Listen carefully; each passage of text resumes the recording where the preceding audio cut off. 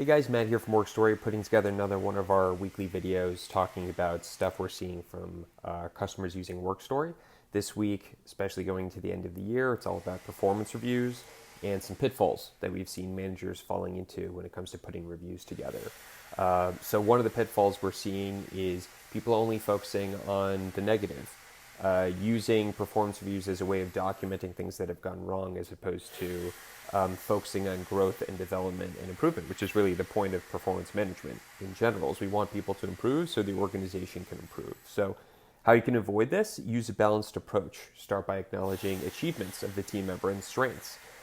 This helps to set a positive tone to get started with, and then you can move forward in the discussion by talking about areas of improvement or opportunities for improvement and frame them as growth or development opportunities. So it's not just a critique of the person, it's let's reflect and then use that information to help us grow moving forward.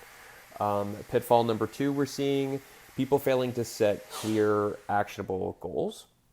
A lot of times the performance review output is sort of generic, a lot of like, hey, keep it up, or like be more proactive. Like those things are just generally unhelpful. So how you can address that is set SMART goals, specific, measurable, achievable, or attainable, relevant, time-bound, as you guys may know. But breaking goals down into these steps makes it easier for us to measure if we're making progress on those goals and have more focused conversations about progress as we're moving forward throughout the year. And then come next performance review, we very clearly know if we hit that goal or not. And then the last pitfall that we've seen is doing reviews only once a year, which is sort of why Work Story exists. So the traditional review is often treated as like a sort of one and done, more of a documentation exercise rather than promoting improvement for the team member.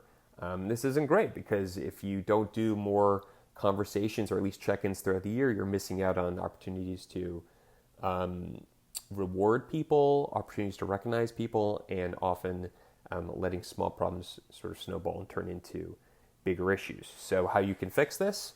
Have more frequent conversations, leverage tools to enable you to collect feedback like Work Story, and or just make documentation easier so that the conversations can happen more often and you can treat all of these individual conversations with the same amount of importance as you would as a formal performance review at the end of the year, but without the time and anxiety that's involved when you only do it once. So anyway, 3 quick pitfalls that are easy to avoid.